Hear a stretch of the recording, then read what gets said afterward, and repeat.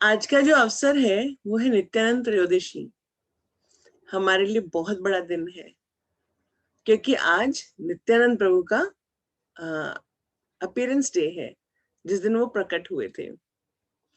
तो नित्यानंद प्रभु कौन है, थोड़ा सा मैं उसके बारे में आज बताऊंगी, क्योंकि आज आप पूरा दिन कहीं ना कहीं उनकी लीलाओं के बारे में सुनते ही रहेंगे। मगर मैं आपको आज सिर्फ उनका नित्यानंद तत्व क्या है, नित्यानंद है कौन, उनके बारे में बताना चाह रही हूँ। तो भगवान स्वयं श्री कृष्ण है। और भगवान जब भगवान के दो तरह के रूप होते हैं, मतलब भगवान के दो तरह के एक्सपेंशंस हैं। तो पहला जो एक्सपेंशन है भगवान का, वो दो तरह के, जिसको कहते हैं दो तरह के एक्सपेंशंस है। एक है प्रभव रूप, और भगवान का एक होता है वैभव रूप। तो जो प्रभव रूप होता है, प्रभव रूप का मतलब है जहां पर भगवान अपने ओरिजिनल मूड और कम्प्लेक्शन में रहते हैं। मतलब कि भगवान का जो रंग है उनका ओरिजिनल रहता है। कैसा? श्याम सुंदर। भगवान बिल्कुल नए, जैसे बारिश में नए बादल होते हैं, उनका जो ग्रेइश ब्लू कलर होता है, वैसे कलर के भगवान कृष्ण है। तो अपने मूल स्वरूप में रहते हैं, मूल रूप में रहते हैं, और उनका मूड भी वही रहता है। मूड क्या है? हम सर्वस्य प्रभु हो। तो भगवान बोलते सब मैं ही सबका स्वामी हूँ, और मैं ही सब मेरी सेवा करूं। ये भगवान का प्राइमरी मूड है। मगर एक और भगवान का रूप होता है जिसको कहते हैं वैभव रूप, क्योंकि सब कुछ भगवान से बना है। तो वैभव रूप का मतलब क्या होता है? वैभव रूप का मतलब होता है जब भगवान अपना रंग और अपना जो मूड है वो चेंज कर देते हैं। और अपना रंग कैसे कर लेते हैं भगवान? बिल्कुल सफेद बादल की तरह, बिल्कुल जैसे सफेद बादल होते हैं वैसा। तो सफेद बादल की तरह भगवान का रूप रंग हो जाता है। और उनका जो मूड है वो होता है कि मैं सेवा करूं, अपनी ही सेवा करूं। जैसे पहले वाला क्या, सेवा करवाऊं। दूसरा वाला रूप क्या हुआ? सेवा करूं। जब करवाऊं तो कोई तो करेगा ना, कौन करेगा? भगवान का वैभव प्रकाश, मतलब भगवान का वैभव रूप। और वो कौन है? वो है बलराम जी। तो भगवान की जो फर्स्ट एक्सपेंशन है वो बलराम जी है। कैसे? क्योंकि भगवान स्वयं अपने प्रभव रूप में रहते हैं, प्रभव प्रकाश में रहते हैं, और फिर उन्हीं का ही एक और एक्सपेंशन बन जाता है, वो है वैभव प्रकाश। भगवान के प्रभव प्रकाश जहाँ पे उनका मूड एंड कॉम्प्लेक्शन बिल्कुल सेम है, वो कैसा है? जैसे जब ब्रह्मा जी जब रासलीला होती है, तो भगवान अपने एक्सपेंशंस कर लेते हैं बहुत सारी। तो वो क्या है? भगवान का प्रभव प्रकाश। वो अपने ओरिजिनल श्याम सुंदर रूप में, त्रिभंगी रूप में वहां रहते हैं। मगर जहां पर सेवा का वक्त आता है, तो भगवान का वैभव प्रकाश, मतलब कि बलराम जी स्वयं प्रकट होते हैं। भगवान जी भगवान कृष्ण वो है नंद नंदन कृष्ण। और जो बलराम जी हैं वो है रोहिणी सुत बलराम। ये कभी भी वृंदावन को छोड़ के नहीं जाते हैं, ये हमेशा वृंदावन में रहते हैं। मगर जो रूप भगवान के जो वृंदावन को छोड़ के गया, जो क्रूर के साथ मथुरा, फिर उसके बाद द्वारका गया, वो नंद नंदन कृष्ण नहीं है, वो है वासुदेव कृष्ण। और ऐसे ही जो बलराम जी के वहां पे गए, वो कौन गए? वो गए मूल संकर्षण बलराम। तो मूल संकर्षण बलराम और वासुदेव कृष्ण, ये दोनों मथुरा पे गए। और मथुरा से फिर द्वारका, और वो जितना भी हमारे को नजर आता है, तो सारा मूल संकर्षण है। तो जो मूल संकर्षण है, ये हमेशा भगवान के सेवा में रहते हैं, और इतने ज्यादा बलवान है ना। और इवन वो हमेशा, जैसे देखे हम हमेशा कि जैसे राम जी के साथ जब लक्ष्मण रूप में थे तो गुस्से में, मतलब बड़ा बड़ा जल्दी जल्दी गुस्सा हो जाता है वो। क्यों? क्योंकि उनको सेवा के लिए, भगवान के कोई भी सेवा में अगर कहीं कोई कमी आती तो उनको उत्तेजना भी होती है। तो ये जो मोस्ट पावरफुल, जो सबसे ज्यादा पावरफुल है, वो कौन है? मूल संकर्षण, मूल संकर्षण बलराम। फिर उसके बाद जब मूल संकर्षण बलराम से निकलते हैं हमारे महासंकर्षण, और महासंकर्षण जब निकलते हैं तो महासंकर्षण वैकुंठ में जो भगवान रहते हैं, तो सभी वैकुंठों में भगवान की जो सेवा है तो वो सारे के सारे कौन करते हैं? महासंकर्षण करते हैं। और इस महासंकर्षण से निकलते हैं महाविष्णु। और महाविष्णु जो कि कर्णोदक्षाय विष्णु है, वो उस पूरे इस भौतिक संसार को, उनके शरीर से बहुत सारे भौतिक संसार निकल रहे हैं, और हर संसार में भगवान गर्भोदक्षाय विष्णु के रूप में विराजमान होते हैं।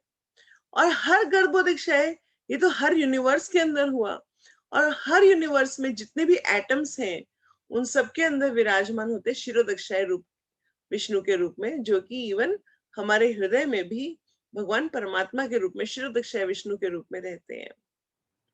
तो बलराम जी कहाँ हैं यहाँ पर? बलराम जी हर उस चीज में है जो भगवान की सेवा के लिए होती है। जैसे अगर हम घंटी बजा रहे हैं तो वो बलराम जी का एक्सपेंशन है। हम करताल बजा रहे हैं तो वो बलराम जी का एक्सपेंशन है। हम भगवान के वस्त्र बना रहे हैं तो वो भगवान बलराम जी के एक्सपेंशन है। हम जोत जला रहे हैं तो वो भी बलराम जी के एक्सपेंशन है। हम कोई पात्र यूज कर रहे हैं वो भी बलराम जी के एक्सपेंशन है। भगवान के सेवा में जो कुछ भी यूज होता है वो बलराम जी की ही एक्सपेंशन होती है।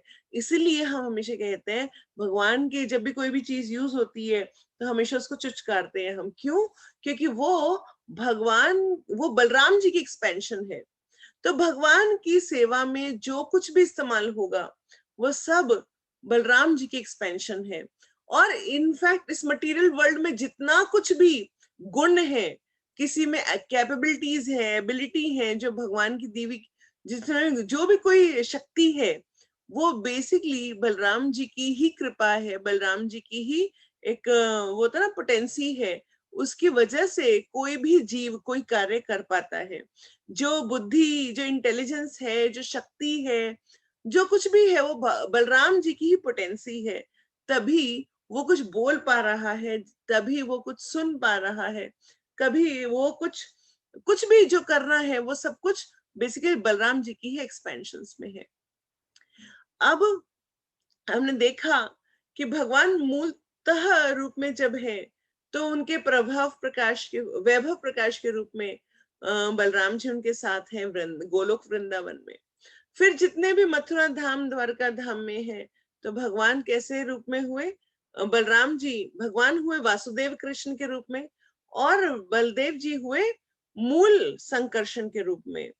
और जब फिर आगे वैकुंठों में जब बात आती है तो फिर भगवान के साथ कौन रहते हैं? महासंकर्षण। और महासंकर्षण से निकलते हैं महाविष्णु। और महाविष्णु जिनका नाम करुणादक्षाय विष्णु भी है, वो इस पूरे भौतिक संसार के अंदर, मतलब करण सागर में लेटे, और उनके शरीर से ब्रह्मांड निकल रहा है। ऐसे ऐसे ऐसे करते करते भगवान भी हर कण कण में है। और ऐसे ही उनकी जो सेवा, जो उनकी, तभी हम कहते हैं जीवेर स्वरूप है नित्य कृष्णदास। क्योंकि हर चीज में बलराम जी के स्वरूप में, जैसे बलराम जी जब गर्भोदक्षाय विष्णु के रूप में रहते हैं तो भगवान अनंत शेष के रूप में उनके नीचे विराजमान रहते हैं, उनके एक तरह से सीट बन के रहते हैं अनंत शेष के रूप में। अनंत मतलब क्या हुआ? जिसका कोई अंत नहीं है। मतलब कि भगवान बलराम जी की जो पोटेंसी है ये हर कण में, हर गुण में, हर चीज में है। तभी हम हमेशा जब भी कभी वार्तालाप आती है, हमेशा कहती हूँ कि इस चीज को पांव से नहीं धकेलना चाहिए, कि कहीं ना कहीं वो बलराम जी की पोटेंसी है। अब जब भगवान कृपामय रूप में आते हैं, तो वो कृपा दयालु रूप में जब आते हैं तो वो गौरांग महाप्रभु हैं। और उनके साथ जो उनकी वो कृपा का जो पोटेंसी है, वो कौन है? नित्यानंद रूप है। तो बलराम जी जब वो कृपा, गौरांग महाप्रभु आए, कृष्ण आए राधा रानी का हृदय लेकर, मगर उनकी कृपा कहाँ से आई? कृपा आती है बलराम जी से। और बलराम जी कौन है? नित्यानंद जी। तो नित्यानंद भगवान मतलब नित्यानंद प्रभु बेसिकली भगवान की वो कृपामयी पोटेंसी है। और हम देख सकते हैं कि चाहे कोई भी थे, नित्यानंद प्रभु ने सबके ऊपर कृपा करी। अब जैसे हम देखते जगाई मगाई का, है ना, जैसे बलराम जी तो अगर देखा जाए तो बलराम जी ने तो रोमहर्षण जैसे उनको वध कर दिया, है ना। मतलब कितना बलराम जी, कितनी ताकत है बलराम जी, हलधर है भगवान जी, बलराम जी के पास हल है। तो हल का क्या मतलब है? बलराम जी कोई खेती तो कभी करते नहीं थे, ये हल क्यों रखते हैं बलराम जी? ये बलराम जी हल इसलिए रखते हैं क्योंकि हमारा जो भक्ति रूपी लता बीज है, बीज है अभी वो, तो बलराम जी पहले वो जमीन को हल से जोतते हैं, है ना। जब ये सारे हल से जोतता है वो खेत, तो उसमें बीज वो डाला जाता है। और बीज के ऊपर फिर धूप के रूप में और पानी के रूप में गुरु जो है वो डलते हैं। और गुरु कौन है? गुरु भी बेसिकली बलराम जी की ही पोटेंसी है। तो इसीलिए जो गुरु तत्व है वो भी बलराम जी से ही निकला है, जो सेवा तत्व है वो भी बलराम जी से निकला है। तो वहां पे गुरु उनको पानी डालते हैं और उनको ज्ञान के प्रकाश डालते हैं।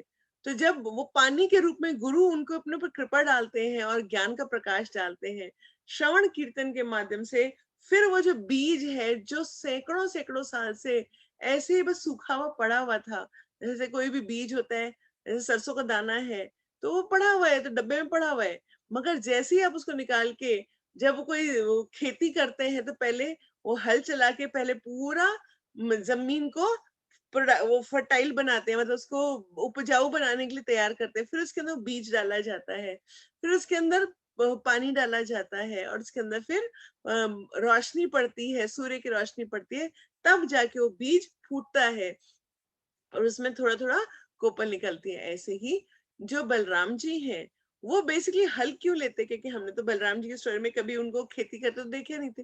वो तो ग्वाले हैं, है ना, तो भगवान के साथ हमेशा ग्वाला रूप में रहते हैं। तो फिर वो हल का क्या करते हैं? वो हल बेसिकली हमारे लिए चलाते हैं ताकि हमारे जो पत्थर जैसा हृदय है जो कभी भगवान के आकर्षित होता ही नहीं है, उसके अंदर पहले वो हल चलाते हैं और फिर उसके अंदर भक्ति रूपी लता बीज है, उसके अंदर गुरु ने पानी डालते हैं और गुरु उसके अंदर वो प्रकाश डालते हैं, ज्ञान का प्रकाश डलता है, तब जाके वो बीज छोटे छोटे छोटे छोटे रूप में फूटने लगता है और उसके बाद वो आगे बढ़ता है। सबसे पहले इसका मतलब रोल तो बलराम जी का ही आया। अब ऐसे ही गौरांग लीला में हम देखते हैं जैसे जगाई मगाई थे, इतने पापी थे कि उन्होंने ऐसा कोई पाप ही नहीं था जो उन्होंने ना कर रखा हो। पाप कर करके उन्होंने इतना पाप इकट्ठा कर रखा था। मगर जब कृपा के रूप में इतने पावरफुल भगवान, है ना, बलराम जी क्या करते थे, घर घर जाके बोलते थे कि अरे तुम हरे कृष्णा बोलो, अरे तुम गौरांग का नाम लो, अगर तुम वो लोगे तो मैं तुम्हारा नौकर बन जाऊंगा, है ना। तो बलराम जी बोलते थे मैं तुम्हारा सेवक बन जाऊंगा, तुम एक बार गौरांग का नाम तो लो, एक बार तुम भगवान का नाम तो लो, तुम हरे कृष्णा तो बोलो। तो आप सोचो कि वो भगवान, वो मोस्ट पावरफुल भगवान, मतलब बलराम जी इतने ताकतवर, जो कि अगर जब शूर्पणखा आई तो शूर्पणखा जब राम जी का आकर्षित कर लगी तो उन्होंने क्या किया, उसको सीधा नाक कान उड़ा दिए उसके, है ना, कि ये इसके लायक ही नहीं है कि इसकी नाक रखी जाए। तो आप सोचो तब भी वो अपनी कृपा के रूप में जब अवतार लेते हैं तो नित्यानंद रूप में अवतार लेते हैं, घर घर जाके खटका खटका के बोलते हैं अरे हरि नाम लो, अरे हरि नाम लो, और जब तुम हरि नाम लोगे तो मैं तुम्हारा सेवक बन जाऊंगा, मैं तुम्हारा दास बन जाऊंगा। तो सोचो कितनी कृपा है, कितनी कृपा है जो नित्यानंद रूप में वहां पर प्रकट हुई है। तो ऐसे ही जब जगाई मगाई की मैं आपको बात बता रही थी, ऐसे जब घर घर में जा करके नित्यानंद प्रभु, हरिदास ठाकुर वहां पर सबको बोलते कि अरे हरे कृष्णा बोलो, हरे कृष्णा बोलो, हरि नाम बोलो, हरि बोल बोलो। तो वहां पर जो सबसे ज्यादा दुराचारी थे वो जगाई और मगाई थे। जगाई और मधाई बेसिकली थे तो ब्राह्मण, मगर उन्होंने इतने गंदे काम कर रखे थे कि उनका कोई भी अंत नहीं था। मतलब कहते हैं कि जगाई मधाई का जो चित्रगुप्त हिसाब किताब रखते थे तो उनका कंप्यूटर फेल हो जाता था। इतने बुरे काम करते थे, कोई पृथ्वी का ऐसा बुरा काम नहीं था जो उन्होंने हजारों हजारों बार ना कर रखा हो। तो जब नित्यानंद प्रभु और हरिदास ठाकुर वहां जा करके अपनी कृपा बांट रहे थे, तो जगाई मधाई ने सोचा अरे ये रोज आया तंग करने। तो उन्होंने क्या किया, पत्थर उठा करके उनके सर में मार दिया। अब नित्यानंद प्रभु तो क्या है कि नित्यानंद प्रभु का जो शरीर है वो कोई हमारी तरह हार्ड मास का तो नहीं बना ना, तो उसमें तो कोई खून पित्त वगैरह कुछ नहीं होता।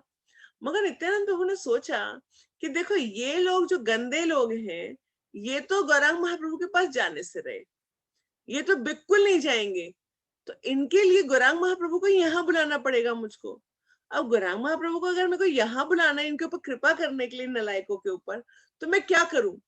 तो उन्होंने दिमाग लगाया कि अच्छा इन नलायकों को भी कृपा करनी है, तो फिर मैं एक काम करता हूँ, बिल्कुल ऐसा प्रतीत करवाता हूँ जैसे कि मेरे को उन्होंने मार दिया, आघात कर दिया। तो उन्होंने क्या किया, अपनी शक्ति से यहाँ दिखाया कि मेरे को खून निकलाया।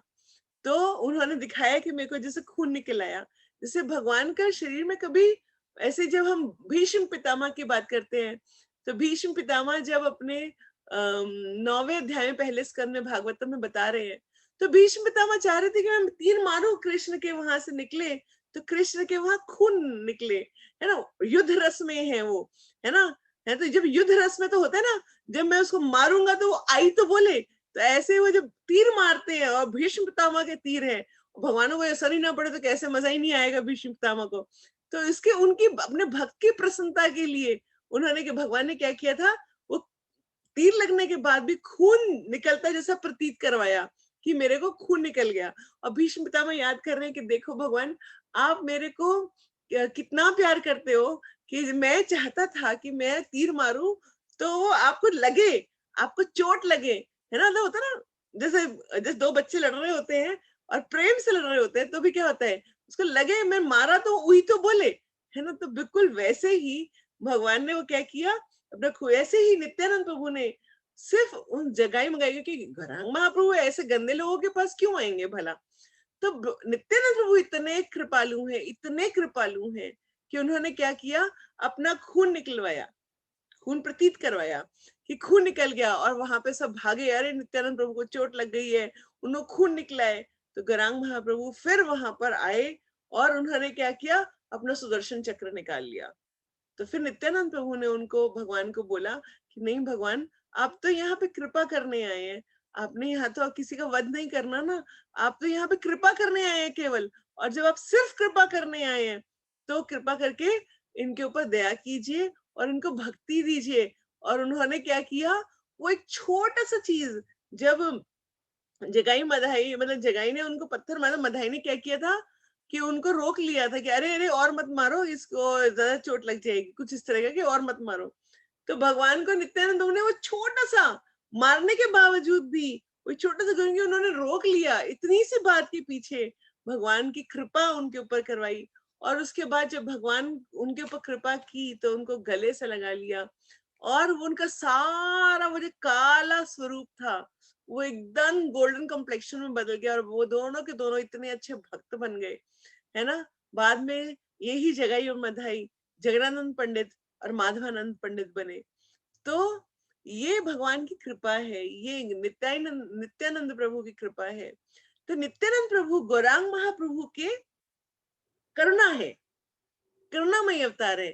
तो जब भगवान चले गए थे तो नित्यानंद प्रभु ने ही क्या किया था, जीव गोस्वामी को पूरी नवद्वीप की परिक्रमा कराई, उनको पूरा उपदेश दिया।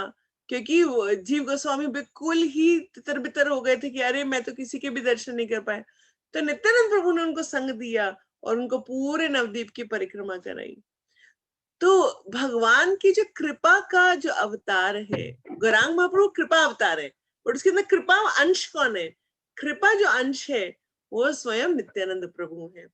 तो जब आज वही नित्यानंद प्रभु का क्या है, आज उनका अपीयरेंस डे है, जो नित्यानंद प्रभु इस पृथ्वी पे प्रकट हुए थे। और स्वयं बलराम जी जो नित्यानंद प्रभु के रूप में प्रकट हुए हैं, हम आज उनके इस अपीयरेंस डे पर हम सबको कोशिश करना है, आज हम सभी व्रत रखेंगे और 12 बजे तक का व्रत रखने के बाद उसके बाद हम लोगों को हम एकादशी का ले सकते हैं। और उसके हमें सबसे इम्पोर्टेंट क्या है, आज हमें प्रार्थना करनी है। आज हम सबको प्रार्थना करनी है कि हे कृपामयी नित्यानंद प्रभु, आप तो भगवान की कृपा हो, आप तो भगवान की वो हो जो जगाई मधाई के ऊपर भी लग गई, तो हम जैसे जगाई मधाइयों के ऊपर भी कृपा करें और हमको भी अपनी शरण में ले, और कैसे भी करके महाप्रभु है ना, हम भी हरे कृष्ण महामंत्र का जप कर पाए, हम भी हृदय से हमारे वो जैसे जगाई मधाई के अंदर से सारे कलमश निकल गए थे, ऐसे हमारे हृदय से भी वो कलमश खत्म हो जाए। कब होएंगे वो वक्त जब हम लोगों का ये सारा जो अंदर गंदगी भरी हुई है वो खत्म होएगी और हम आपके पास आ पाएंगे। तो ये इस प्रार्थना के साथ हमारे को आज नित्यानंद प्रभु का जन्मोत्सव मनाना चाहिए। आज गौनिताई का अभिषेक कर सकते हैं, नहीं तो मंदिर में देख सकते हैं। और हम लोगों को सभी लोगों को आज कीर्तन करना चाहिए, आज कोशिश करना चाहिए कि मैक्सिमम मैक्सिमम आज हम जप करें, है ना, और नित्यानंद प्रभु से कृपा की याचना करें कि हम लोग तो उतने कृपा पात्र भी नहीं है जो जगाई मधाई थे। जगाई मधाई हम कहते इतने पाप किए थे, सोचो तो हमने कितने पाप किए थे। जो नित्यानंद प्रभु और गौरांग महाप्रभु अभी भी हृदय में नहीं उतरे हैं, अभी भी हमारे को भाव वो आता ही नहीं है जहां पर हम उनसे प्रार्थना कर सके, है ना। तो हमारे को क्या करना है कि हमारे को मतलब अगर नित्यानंद प्रभु की तरफ आप पत्थर भी फेंक देंगे तो भी वो कृपा ही करेंगे, क्योंकि वो कृपा मूर्ति है। तो पत्थर फेंकने से भी उनको क्या होएगा, उन्हें कृपा ही आएगी।